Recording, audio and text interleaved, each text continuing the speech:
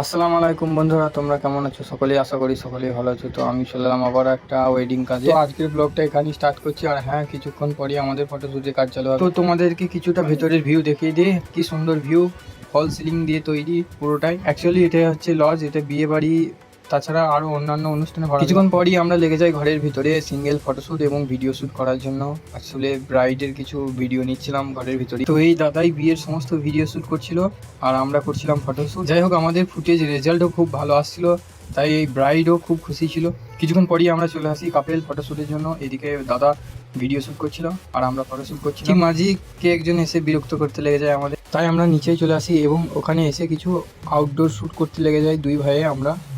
এদিকে আমার ভাই রেডি ক্যামেরা নিয়ে, আর এদিকে দুজনকে নিয়ে আমরা খুবই প্রেশান, কারণ এরা পোজ দিচ্ছিল না ঠিক মতো। তাই ভাবলাম কাপেল পোজ বাদে দাদার কিছু সিঙ্গেল ভিডিও এবং ফটোশ্যুট করে নিই আমরা। এদিকে দাদাও আমাদের খুব খুশি ভিডিও এবং ফটো দেখেছি। তো যাই হোক, আজকের মতন আমার ব্লগ এবং কাজ দুটোই শেষ। দেখা হচ্ছে আবার পরের ভিডিও।